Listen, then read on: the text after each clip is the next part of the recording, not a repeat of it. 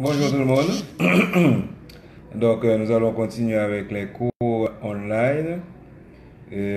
J'espère que quand même je pourrai venir faire le cours cette semaine. Ce ne serait pas une mauvaise chose. Mais en attendant, comme je ne sais pas de quoi est fait demain, je vais faire le cours. Aujourd'hui, nous allons voir l'articulation du coude et en fait, on va voir l'articulation du coude et une structure anatomique particulière qu'on appelle le pli du coude. Donc, on va commencer maintenant. Je vous souhaite à tous un bon suivi. Alors, l'articulation du coude que nous avons est une articulation spéciale. En effet, elle est formée de 3 os. En haut, nous avons l'humérus. En dehors, nous avons le radius. Et en dedans, nous avons l'ulna. Ok? Ces 3 os vont former 3 articulations. Une articulation entre l'humérus et l'ulna. Une articulation entre l'humérus et le radius. Et une articulation entre le radius et l'ulna. Nous avons vu ces différentes structures déjà au niveau du coude, au niveau de l'extrémité inférieure de l'humérus, la tête radiale. Oui, désolé, j'avais eu un appel téléphonique. Donc, on a déjà vu ces structures-là lorsqu'on voyait l'extrémité inférieure du bras. Donc, ici, nous avons une vue de face. Là, nous avons une vue de dos, une vue postérieure. Ici, une vue supérieure de la partie de l'avant-bras qui est formée donc par le radius ici, avec justement la facette articulaire que, bon, il fut un temps on appelait ça la fovea. Nous avons la partie ulnaire ici avec l'olecane et la fameuse incisure trochléaire qui a donc 2 versants. Ces 2 versants-là, c'est pour venir justement s'articuler avec les 2 versants de la poulie humérale. La vue de profil aussi, une vue de profil latérale, une vue de profil médiane. Ceci vous permet de voir toutes les différentes structures que nous avons. Ces différentes structures justement qui font partie des fameuses, des 3 articulations du coude que nous avons, et ça nous permet de voir les rapports. Là, vous voyez les rapports de la tête radiale avec le capitulum. Ici, vous voyez les rapports de l'extrémité inférieure de l'humérus avec justement l'incisure, la grande incisure. Alors, cette articulation va nous permettre de faire les mouvements de flexion et d'extension du coude, mais ça va aussi nous permettre de faire, grâce à la radio-ulnaire supérieure, les mouvements de pronosupination. Et pour pouvoir faire ces mouvements, il faut que les surfaces articulaires soient bien. Il faut que ces surfaces articulaires elles soient bien lubrifiées. Il faut que les frictions se fassent bien. Et tout ça, c'est assuré grâce à la membrane synoviale et aussi grâce au liquide synovial. Maintenant, nous avons vu qu'il y avait 3 fossettes. Et dans ces 3 fossettes, en superficie à la membrane synoviale, on va retrouver des masses adipeuses qui permettent justement d'amortir le choc lorsque les os, ici en dehors nous avons le radius et en dedans nous avons l'ulna, justement ça va amortir le choc lorsque nous faisons la flexion. De même que pour l'extension, au niveau postérieur, on va retrouver encore une masse adipeuse qui va protéger.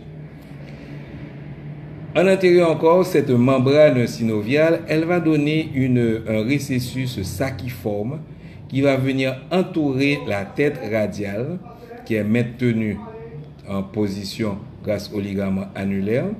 et elle va faciliter justement le glissement, la rotation de la tête radiale dans cette articulation et va faciliter le glissement donc de cette tête radiale. Le coude est une articulation synoviale, autrement dit, c'est une articulation qui a une cavité articulaire qui va être enveloppée, on a vu, de la membrane synoviale. Et cette membrane synoviale va être renforcée par des ligaments, dont les principaux sont le ligament collatéral radial et le ligament collatéral ulnaire. Comme vous voyez bien, ces ligaments renforcent la capsule articulaire. Nous avons un troisième ligament qui est le ligament annulaire, qui est beaucoup plus solide, qui, comme je l'avais dit, va maintenir la tête radiale en position. Ce ligament annulaire est doublé en profondeur par du cartilage, qui justement permet de diminuer les frictions au niveau de la tête radiale. Nous avons d'autres schémas. Là, nous voyons bien les coussinets graisseux, les masses adipeuses qui se trouvent bien en superficie, tandis qu'en profondeur, nous avons la membrane synoviale. Alors, je tiens à préciser que dans ce cas-là, nous avons un espace qu'on vous montre, c'est pour justement pour que vous puissiez comprendre. Mais cet espace-là n'existe pas dans la réalité parce que la capsule articulaire, comme on le dit, la cavité articulaire qui est doublée par la capsule articulaire, cette cavité articulaire, elle est virtuelle. Elle ne devient visible que si nous avons un problème, comme par exemple un épanchement articulaire. Donc, on continue à voir les renforts articulaires. Vous avez le ligament collatéral radial. Vous avez le ligament collatéral ulnaire qui a un faisceau postérieur et vous avez un faisceau antérieur. Vous avez le ligament collatéral ulnaire et aussi un faisceau oblique. Donc tout ça, ce sont des renforts que l'on retrouve au niveau de la membrane articulaire, au niveau de la capsule articulaire. Ça, c'était pour l'articulation du coude. Et on va voir maintenant une structure particulière qui est justement le pli du coude. Le pli du coude qu'on appelle encore la fosse ulnaire. Alors, comme toute structure particulière, nous avons les limites, nous avons le contenu. Alors, les limites pour la fosse, le pli du coude qu'on appelle encore la fosse cubitale. Nous avons ici une limite latérale qui est donnée par le muscle brachio-radial, qui, je répète encore, c'est le premier muscle de l'avant-bras que l'on va retrouver au niveau du bras. Il va donc s'insérer au niveau de la crête supracondylaire. Ce sont les aléas du métier. Il y a quelqu'un qui m'appelle, mais je ne pourrai pas lui répondre malheureusement. Donc nous avons les crêtes supracondylaires. On avait vu que les crêtes supracondylaires, la crête supracondylaire qui était en latéral était beaucoup plus prononcée que celle qui était en médial. Donc on va retrouver l'insertion du muscle brachio-radial qui sera donc la limite latérale du pli du coude. Tandis que la limite médiale est donnée par un muscle qui vient de l'épicondyle médial qui est le rond pronateur. Donc on va dire le bord latéral du muscle rond pronateur. Tandis que ce fameux pli du coude, il va être limité. Donc c'est une structure triangulaire. Donc la base, c'est une ligne imaginaire qui va justement relier les deux épicondyles, l'épicondyle médial et l'épicondyle latéral. Et il aura donc un sommet inférieur. Le fond du pli du coude sera donc le fond du pli du coude sera maintenu par le muscle brachial en avant. Le fond qu'on appelle encore le plancher. Maintenant qu'on a vu les limites de ce triangle à base supérieure et à sommet inférieur, on va voir le contenu. Donc, le contenu de dehors en dedans, c'est le tendon du biceps et les paquets vasculo-nerveux formés d'abord par l'artère qui est accompagnée de ces deux veines et le nerf médian. Maintenant, pour mieux voir ce contenu, on va utiliser une vue qui va écarter certaines structures que l'on retrouve ici. Ok?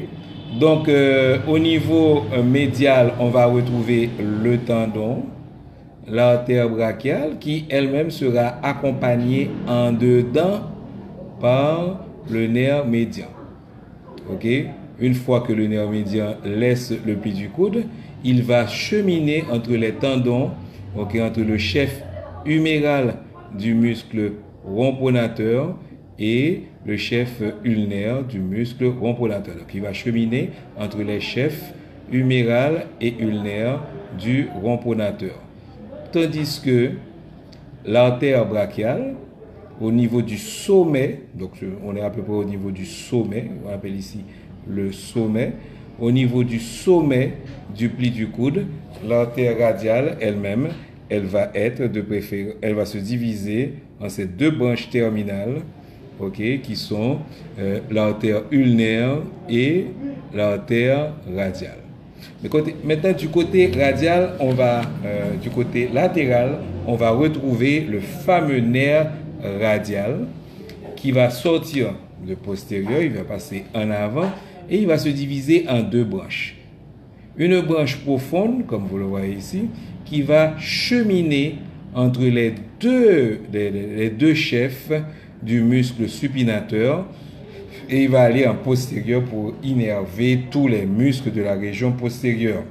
On se rappelle que tous les muscles de la région postérieure sont innervés par le nerf radial. Donc, à partir du pli du coude, tous les muscles de l'avant-bras de postérieur, ils vont être innervés par le nerf radial, par la branche profonde du nerf radial. Tandis que le bord latéral de l'avant-bras, il va être, c'est-à-dire la peau, les téguments, ils vont être innervés par le rameau superficiel du nerf radial. Cette force pli du coude, il a un toit, donc une couverture, et cette couverture est donnée d'abord par l'aponévrose bicipitale. Et en externe de cette aponévrose bicipitale, on va retrouver tout ce lacis veineux, la veine céphalique, la veine basilique, la veine médiane cubitale, la veine céphalique. Vous voyez, vous avez toutes ces veines-là, ok, qui sont le plus souvent utilisées comme des sites justement pour des injections au niveau du pli du coude. Donc, c'était ça seulement que j'avais à vous dire parce que j'essaie de faire des petites vidéos qui vont me permettre justement de les télécharger sur le groupe WhatsApp. J'ai remarqué que pour l'instant, mes vidéos sont un petit peu trop longues. Donc, j'espère que celle-ci va me permettre de vous envoyer ça sur le groupe WhatsApp. Ok, donc j'ai terminé pour aujourd'hui. Le prochain cours sera soit demain, soit si j'ai le temps, ça dépend du courant et de ma connexion Internet. Le prochain cours, on va voir justement les muscles de l'avant-bras ou s'il n'y a pas suffisamment, si la situation le permet, je pourrais peut-être venir faire ce cours-là avec vous. De toute façon, je pense que l'avoir disponible, ça vous permettra une meilleure révision. Ok, merci beaucoup et à plus tard.